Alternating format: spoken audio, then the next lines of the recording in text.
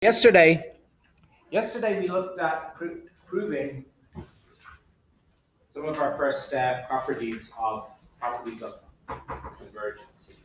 Remember, we began by looking at this example 1.8 on page 9 of the notes. And this showed a typical argument that we can run about using the limiting process, where we're tasked with finding the limit of a given sequence. The sequence here given by this formula in n, which we call a rational function in n, it's a quotient of polynomials. And there are various simplifying and calculating moves made here with the limiting process that brought us to the answer, which is correct, of -4/9 is the limit of this sequence. But along the way, this argument is making a number of assumptions about the limiting process. It's using a number of results about how the limiting process behaves. First of all, just quickly recapping what we discussed yesterday. First of all, you see that the limit of 2/3 times something is equal to 2/3 times the limit of something. Okay? Well, that's using a property of the limiting process called linearity. It's one part of linearity, where a constant scalar multiple, if you like, of a sequence, the limit of that is equal to the same multiple times the limit of the sequence. Then where we taking, now there's a rewriting process that goes through there where we divide above and below by n squared. The reason that's done is because now we see the sequence as a quotient of two convergent, what will turn out to be convergent sequences. And there's a property of the limiting process that says the limit of a quotient is the quotient of the limits where those individual limits exist. But again, that's a property of the limiting process that we need to establish. We need to be sure it's true. Then finally, there's more linearity, because we've already proved that 1/n converges to 0. It was a tutorial exercise to prove that 1/n squared converges to 0. So by applying linearity, again, the limit of a constant 2 times something that's converging to 0, that's going to be 2. The limit of -3 for something that's going to be converging to 0, that's -3. So in these kind of arguments, there's many properties of the limiting process being used, which we need to be sure are true. Okay? There are plenty of processes around in mathematics that are not linear. Plenty of processes and operations and functions for which you can't take out a scalar multiple of 2/3 and remove it out. Plenty of operations where the function or the process applied to a quotient is not the quotient of the individual values. The process applied to the top, the process applied to the bottom. Okay? There are many things in mathematics that do not behave that way. Okay? So whenever we meet some new process, we should be on the lookout for when it does satisfy properties like these, and we should be seeking to establish them and to prove them when we think they might have those properties. So that was the kind of motivation that we went through yesterday, and then we bundled up in Theorem 1.3, which we've called the algebra of limits, Theorem 1.4, which we've called the algebra of limits theorem, are basically those three key properties. That the limiting process is linear, the limit of a linear combination is the linear combination of the limits. We proved that yesterday. Now there's our two more cases, the product case and the quotient case. We want to be sure that the limit of a product of two sequences, so just to be clear, inside the bracket there is a new sequence whose nth element is an multiplied by bn. The an and bn's are two known convergent sequences. The an's converge to a and the bn's converge to b. We want to know that the limit of this new sequence is equal to simply the product of the limits. Okay. So very nice. Such a process, just like this one, is called linearity here, where you're dealing with a linear combination using addition and scalar multiplication. You might call this process, or this property, the multiplicative property. The limiting process is multiplicative. The limit of a product is the product of the limits. And similarly for the quotient operation. So let's do another exercise in applying the formal definition of convergence to proving this this product part of the algebra of limits theorem. Okay. So this is what we might do. Now, reminder, recall we'll want the formal definition and a front and center in our minds. I'll just put that down to begin with. Xn converges to x, as n tends to infinity. The definition of this means that for all positive numbers epsilon, you should be getting to the stage now where you can just reel this off by heart, so to speak. You'll be getting to the stage where you're understanding it, you can picture it, and know what the different parts are doing, but you want to be conversant with this, and be confident with this, and be able to recall it. Recall it fairly swiftly. So for all epsilon greater than 0, there exists a point n, which has a dependence on epsilon, such that for all values of the index little n bigger than this capital N, the sequence element is within a distance epsilon of x. So we say that by saying the absolute value of xn minus x is less than epsilon. The absolute value of xn minus x. Absolute value of the difference of two things is the distance between them on the number line. Okay. So now we want to tackle the product rule. Proof of the product rule. Product part of Theorem 1.4.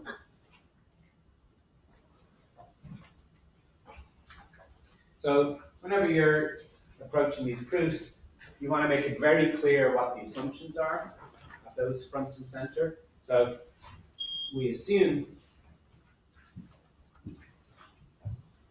that AN and BN are convergent sequences.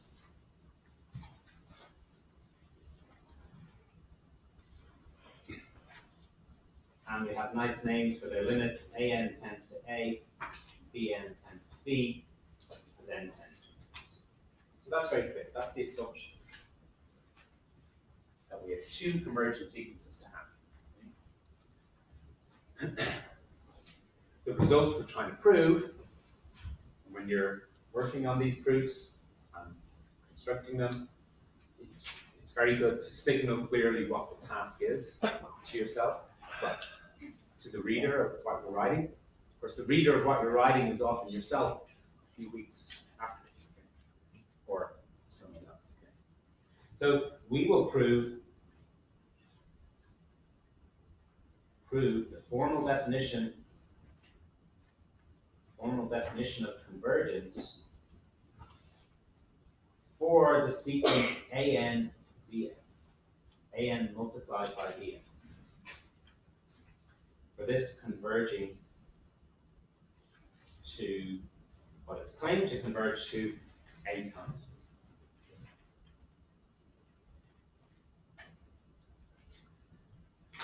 i.e., I'm going to switch to a different color just to make it very clear, actually write out what it is we have to prove.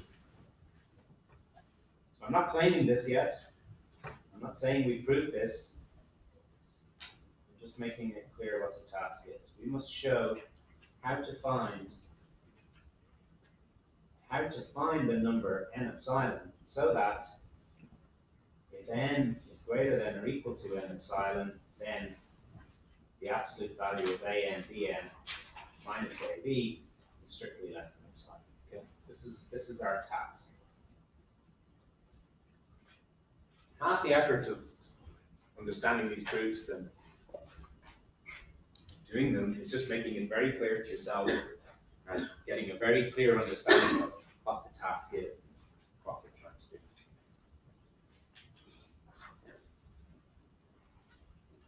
So it all comes down to finding, so given any epsilon, finding a capital N that will work, that will make this inequality true whenever the index little n is larger than capital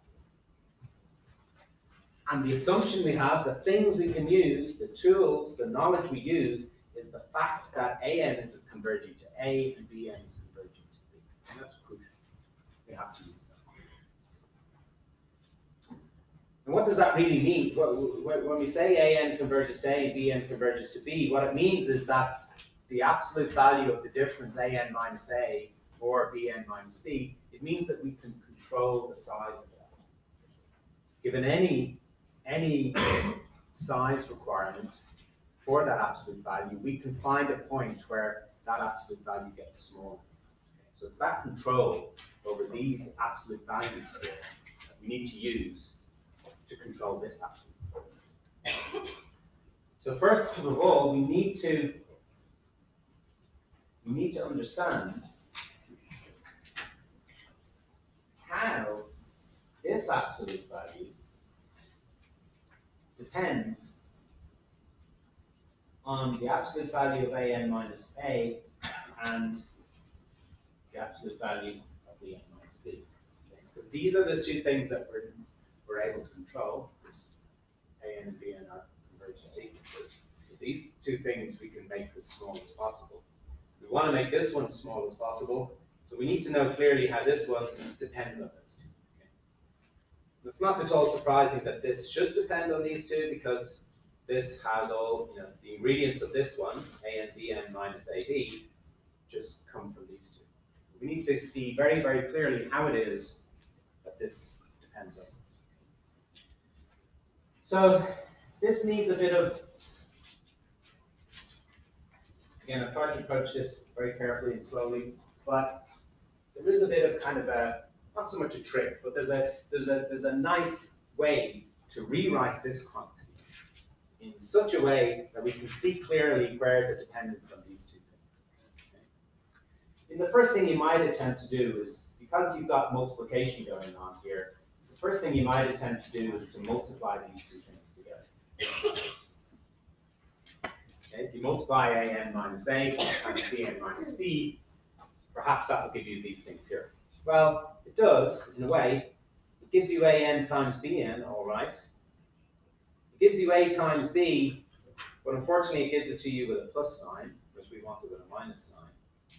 And it also gives you some cross terms, a times bn and b times an.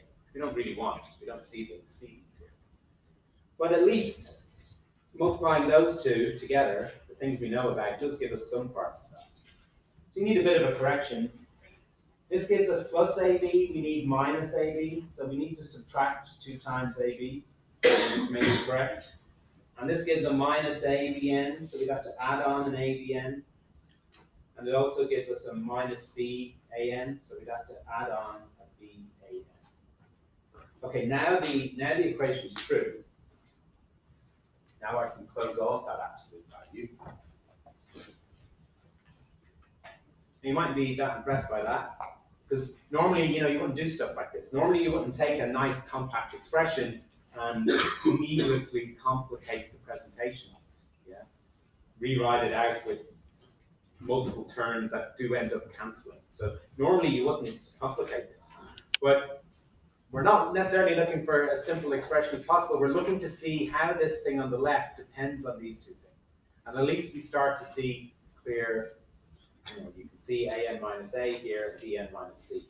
And within this, if you look at this thing here a little bit, you see that this thing you can start to write in a similar way as well. So what have we got? We've got plus b into an minus a. So ban there. There's also one negative ba here, so there's we got one of them. And the rest of it is a times bn minus b. Now that looks a lot better. Okay? That looks a lot cleaner and more systematic. And you can see how we've answered this question. We need to understand how this absolute value depends on these two. Well, you see, here they are. An minus a, bn minus b, an minus a, bn minus b. You can see clearly how different copies of those are multiplied together, or multiplied by a or b, and then added together. Okay? So we can see now exactly how this absolute value depends on these two quantities. And now we can use the properties of the absolute value, namely the triangle inequality, which is what we used a couple of times already. Triangle inequality says that the absolute value of a sum of things is less than or equal to the absolute, the sum of the individual absolute values. So here we've got three objects added together, this product, this central thing, and this third thing. They're all added together, so I can say their absolute value is less than or equal to the sum of the individual absolute values. And for this first part, I've got an absolute value of this product. Well, that's going to be just the product of the absolute values. And this multiple of b will come outside as the absolute value of b times an minus a. And this absolute value of a, this a will come out here as absolute value of a times absolute value of bn minus b. Okay. So the justification for that is using triangle inequality and properties of absolute value.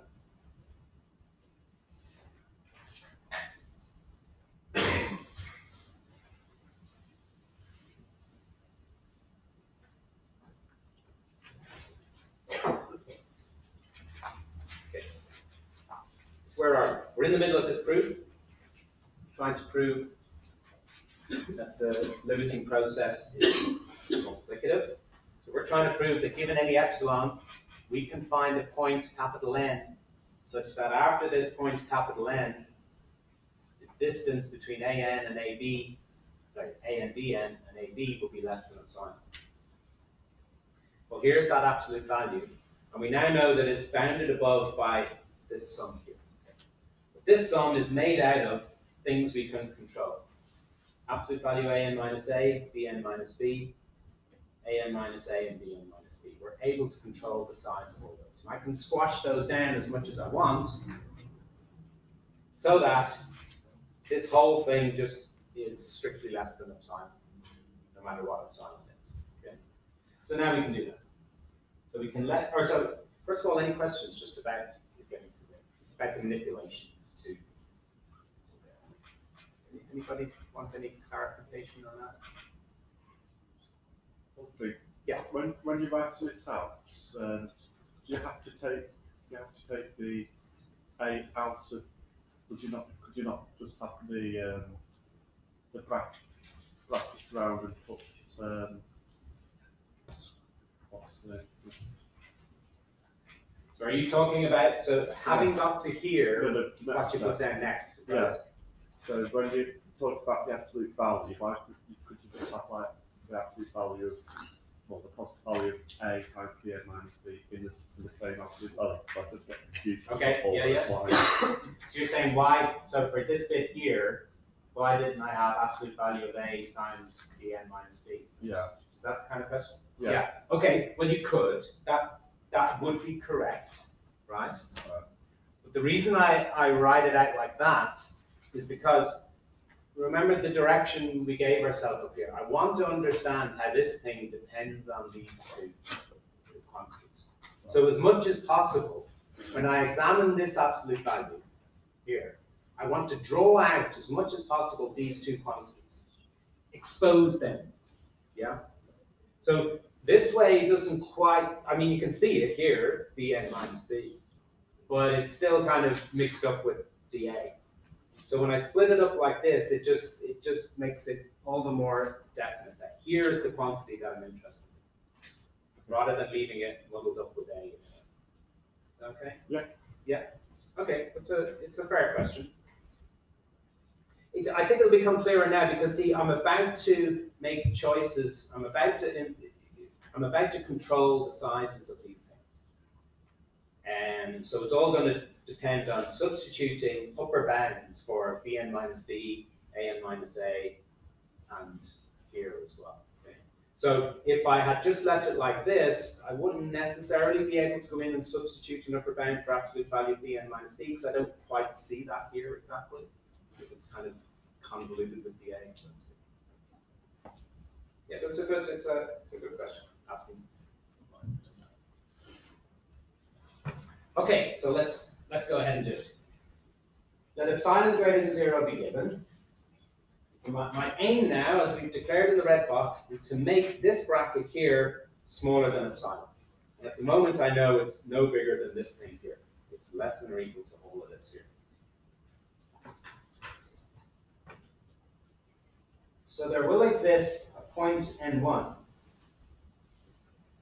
such that if little n is bigger than n1, that will imply, and here I'm going to control the size of an minus a. And in the notes, I've done it quite an efficient way. I want to ensure that it's smaller than the square root of epsilon over 3. Basically, see, my strategy is to replace, this is a sum of three things. The first thing plus the middle thing plus the third thing. I'm going to make each of them smaller than epsilon over 3. Okay. So one bit, for this absolute value of an minus a, I want to be sure that it's less than the square root of epsilon over 3. And I'll do the same thing for this one. So that when they get multiplied, together they're less than epsilon over 3. But I also need to make sure that this one here will be less than epsilon over 3. So in order to do that, I need to make sure that an minus a is also less than epsilon over 3 times the absolute value of b. Just about fitting it in there at the edge of the page.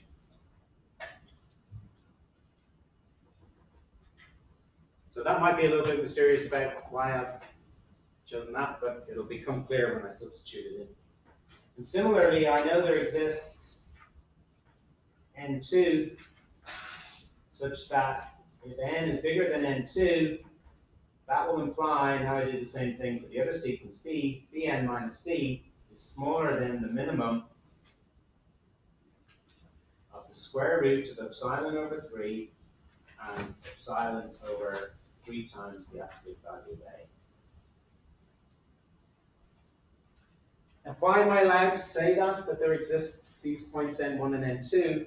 This is because an converges to a and bn converges to b. These are just instances of the formal definition of convergence for the an sequence and the bn sequence. The definition says no matter what positive number you choose, so here they've got a complicated description, but this thing, the minimum of these two quantities is a positive number, just the smaller of two positive numbers. The same in the second case. The formal definition says no matter what small positive number you care to offer up, there will be a point such that an minus a is less than that. Similarly for bn minus b. So now we let n be the maximum of n1 and n2. So now we know that if n is bigger than capital N, well, if n is bigger than capital N, then it is bigger than n1 and it is bigger than n2, okay, because n is the maximum of those two. That will imply that the absolute value I'm interested in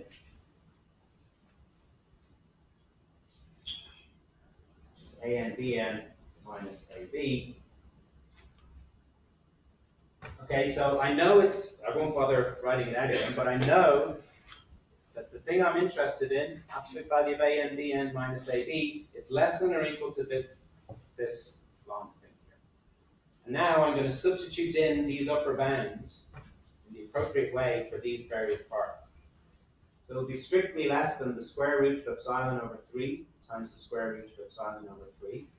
And that's because I know an minus a is smaller than square root of epsilon over 3, and so is bn minus b. So I substitute those in for those. But then in the other places, I want to substitute in something slightly different. For this an minus a, I know that it's now smaller than epsilon over 3 times the absolute value of b. And then I've got this absolute value of a. And I now know that bn minus b is also strictly smaller than epsilon over 3 times the absolute value of a. And now you see the reason for choosing these upper bounds and taking the minimum and why we substituted each one with each one. Because when you evaluate this now, you've got epsilon over 3, b's cancel, you've got epsilon over 3, the a's cancel, you've got epsilon over 3. So this quantity here is precisely epsilon.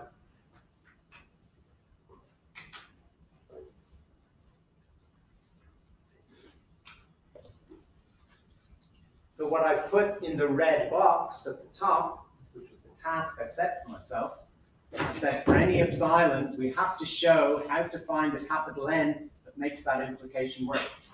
Little n is bigger than capital N, and an, the absolute value of an bn minus ab is less than epsilon. Well, I've achieved it here, because here is any epsilon. Here's how to choose the n. The n is chosen as the maximum of two other n's. And I know the other two n's exist, because that's using the assumptions I've made, that an converges to a and b converges to b. So there's any positive epsilon, here's the capital N, and here is the implication working. If n is bigger than n, it implies that this thing is strictly less than epsilon. Okay? Which is exactly the task we set for ourselves in the red box at the top. Okay? So we've now established the formal definition of convergence. We've now established the formal definition of convergence for the product sequence A and Bn converging to A times. Which is exactly what we said. Exactly what we needed to do. Okay? So this proves that A and Bn is a convergent sequence, and it converges to A as n goes to A. Okay, any questions about or clarification I could give you on any of those last few steps? It is a complicated argument. Well, it's a sophisticated argument. It's a non-trivial argument, okay? So don't be afraid, if it seems challenging or it seems, a lot to take in, and that's to be expected, okay? Because you're taking quite a formal technical definition and using it in several ways, and there's a lot bundled up into quite an efficient presentation of it here. But if you backtrack everything back to the formal definition of convergence, you'll start to see how it all fits together to prove this fact.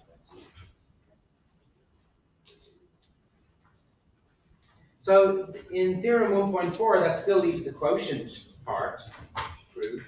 Now it's proved in the notes, so I'll leave you to read through that yourself. There's a little twist of it, because you're putting stuff in the denominator. You have to worry about what happens when things, because the bn's could potentially get very small, although not too small, but there's nothing to stop the bn's getting quite small.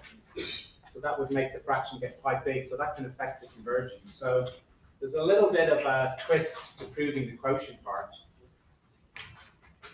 which you'll find here, and I've done a little commentary note on it there to prompt you. But the argument is laid out there. So I'll leave you to read through that and puzzle through that yourselves. But what I want to spend the rest of the time this morning doing is looking at some of the questions on the tutorial sheet, and maybe doing an example or two on some of the later ones, just to show you how some of this all ties together. So these questions here, we have some initial questions just on understanding sequence notation, doing work with the indices and so on. Then we had reusing these examples to worry about the increasing or decreasing nature of them. Then had a bunch of questions on pondering the formal definition of convergence itself, being able to recognize what's happening with things that look superficially like it, but are different in the placement of the quantifiers and what it's actually saying and so on. The ones in question 7, so question 7 is those ones are quite like example 1.8 that's in the notes. Okay? So the reasoning we explained yesterday and reminded you of today, the head of this lecture in example 1.8,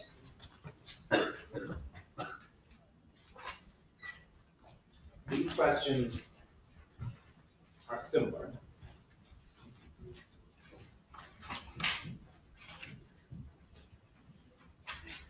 But supposed to go with. So,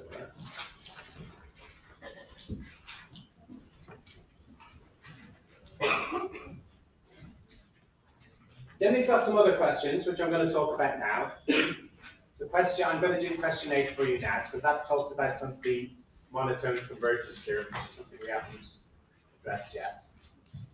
I've got another couple of convergence results here. So these things, the ones in questions 12 and 13, those would require, these will require epsilon n type arguments, just like we've been given for in the recent theorems that we proved in this lecture and the one before and the one before that. Okay, so I've left those there for you. I'll add to it something called the squeeze lemma. So let's put in a 13a here. Can I fit this in? I can probably fit this in here.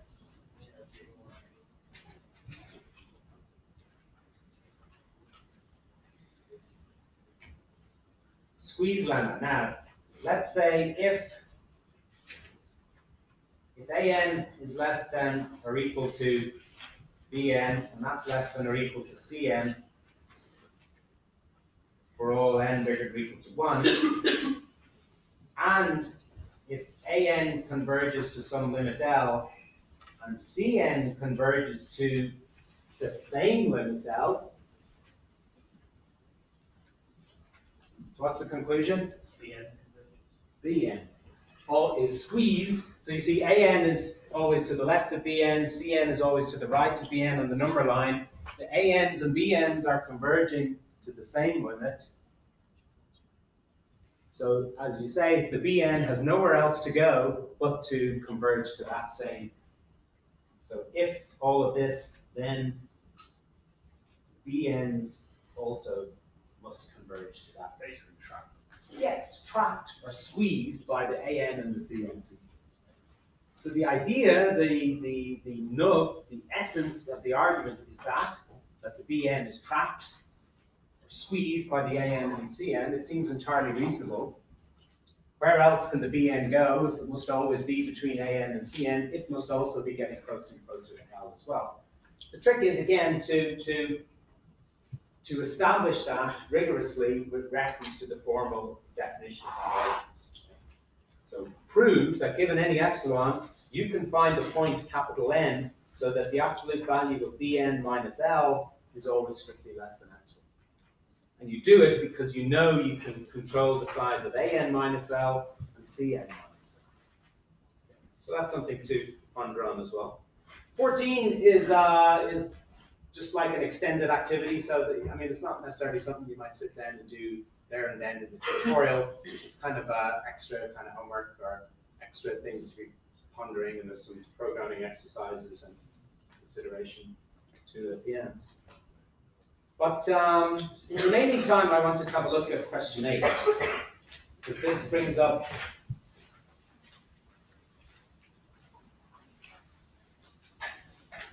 one other result which we skipped over when we counted it in the notes. We're going to have a look at it now. So this is to do with Theorem 1.3.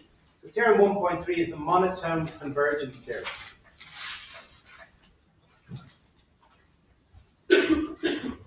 It's not something we're going to prove in detail like we proved the other ones. Because it needs some technical things which we're not quite covering about the real numbers. But it's a very useful result. It says every bounded monotonic sequence is convergent. Now, let me remind you, monotonic, what that means is a sequence that is increasing or decreasing. Okay. So a sequence is monotonic if it's increasing. It's monotonic if it's decreasing. Monotone convergence theorem says that such sequences have to be convergent. Okay. So this is the MCT. The kind of picture you think about it is, well, if I've got an increasing sequence, so here's an increasing sequence, But if I know it's bounded, then there's some ceiling. There's a ceiling beyond which the sequence can never go, because it's bounded. One of the conditions of it. But it must still keep getting bigger because it's increasing, and it doesn't necessarily converge to the ceiling, but the kind of intuitive kind of idea is that, well, it can't keep increasing and not go past the ceiling if it doesn't converge. It must be settling down and getting closer and closer to some final limit. Okay? So this must be converging.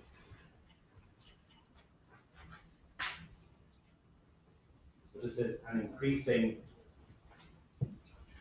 bounded sequence.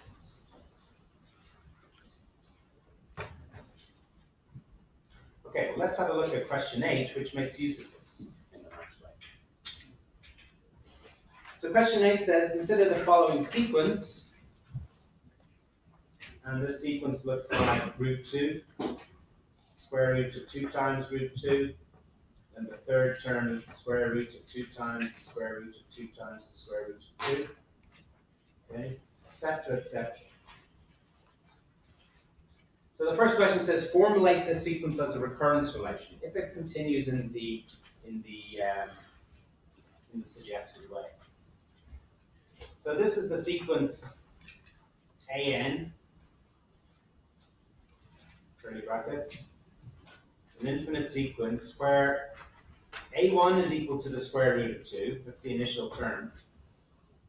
And thereafter, I mean, how is each term defined? It's defined as the square root of 2 times the previous term.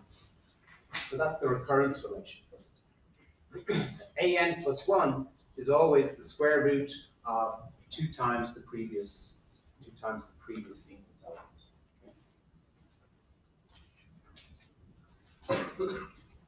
See, that matches the pattern of the fourth element written down there in the sheet as well.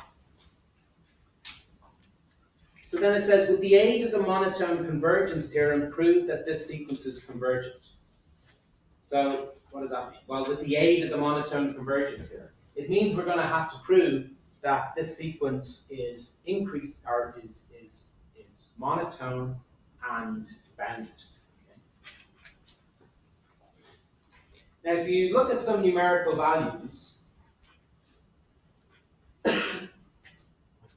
some numerical investigation suggests, I mean, if you use your calculator or you write a little MATLAB program to calculate this sequence or plot it out, suggests this is an increasing sequence. It's not a proof of it, because it will only be able to calculate a certain number of terms. But it suggests this is an increasing sequence.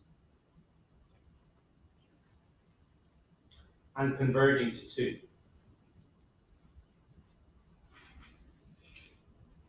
That's what the plot would look like. Sequence elements would be getting bigger and bigger, and they'd be getting closer and closer. It would look like, on the graph, it would look like they were getting closer and closer to 2.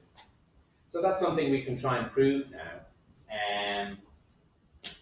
Because if we can prove that it's bounded and increasing, then we'll know it's convergent. And then with that knowledge, knowing it's convergent should allow us to find the limit. Okay?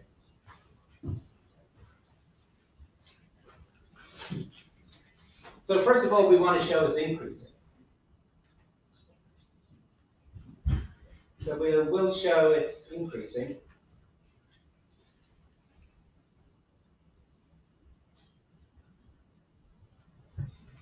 Certainly, we can say that A1 is smaller than 2. And thereafter, after that initial term, if you look at the term AN, well, AN you can think of as the product of the square root of AN with AN.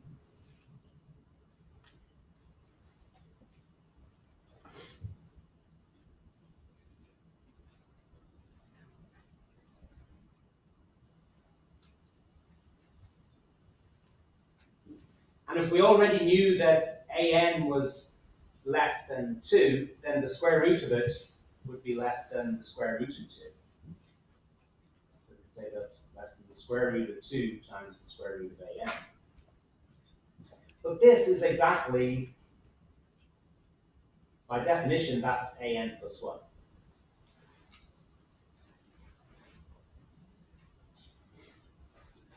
So if you know that earlier terms of the sequence are less than 2, and certainly the first one is, then if we knew that an was less than 2, then an, which is the square root of an squared, one of the square roots of an you can replace with an upper bound of the square root of 2, but then you're looking at exactly the next term, an plus 1. So this shows that the whole sequence is decreasing, because an will be less than an plus 1.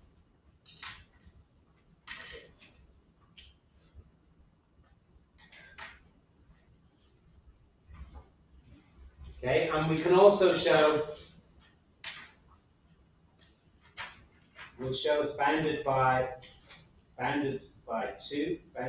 by 2.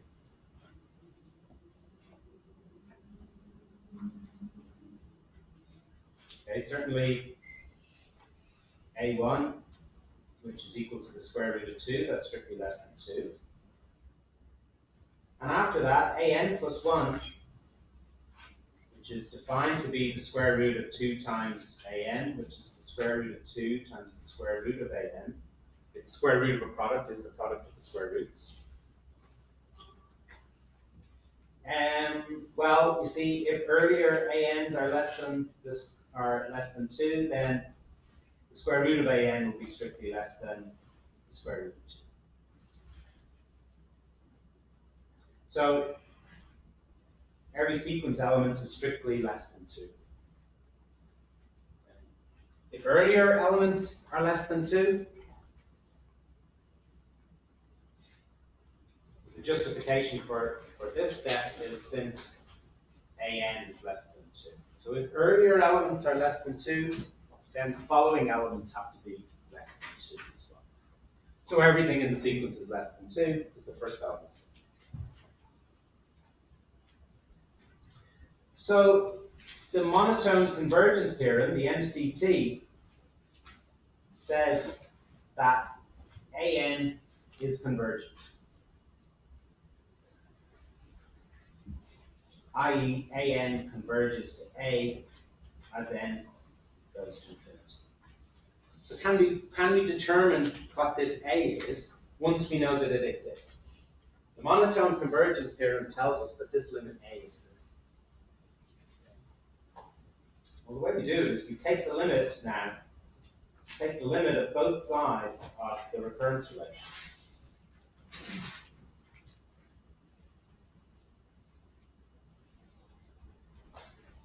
The recurrence relation said that an plus 1 is equal to the square root of 2 times an.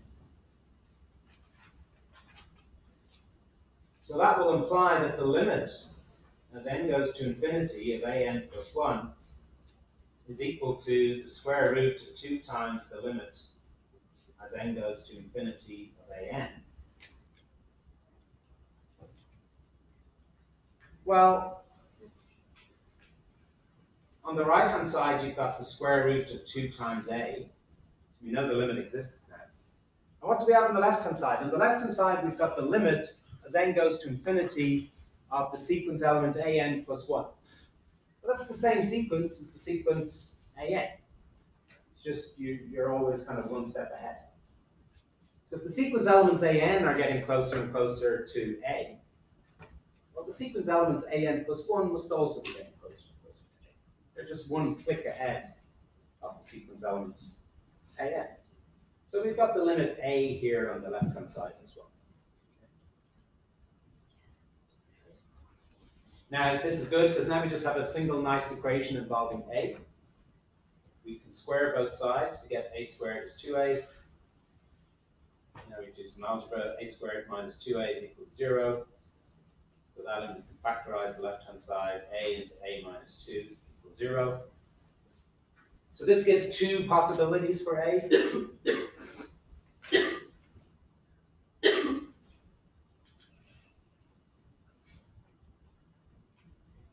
Because both those possibilities are the only two things that satisfy this equation. a times a minus 2 equals 0. So which one is the correct answer? Or can we rule out one of them?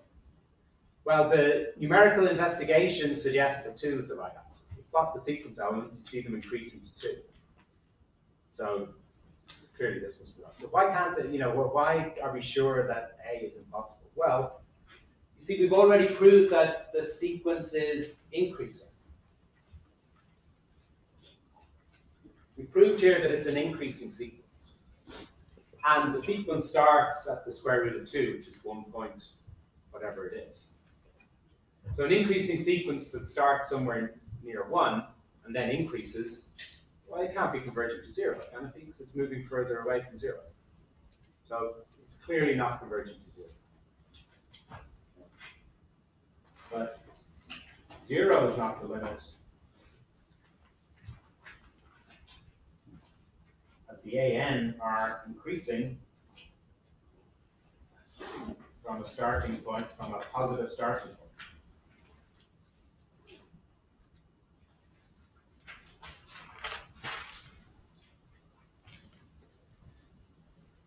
Increasing from a positive starting point, you can't be getting closer and closer to 0.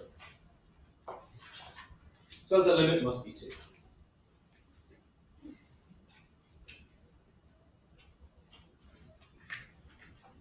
Okay. But the importance of the monotone convergence theorem here was in assuring us that the limits existed in the first place. And that's what we needed to make this key step, to take the limit of both sides of the recurrence relation. In order to run this argument, you need to know that A exists. Okay? You can't run this argument unless you know that A exists. Okay? Because if you don't know that your sequence is convergent, you can't go naming its limit. Its limit might not exist. So knowing that the sequence is convergent, which the monotone convergence theorem tells us, that's a key step here in being able to run this argument. Okay? So this step here, we can't do this unless we know the sequence AN is convergent. So if we know it's convergent, we can name its limit, and if it's a recurrence relation, we can extract out of that recurrence relation some nice kind of algebraic equation involving the limit, and then argue carefully after that, and then we should be able to determine it. Okay, I better stop now. Done a couple of minutes over.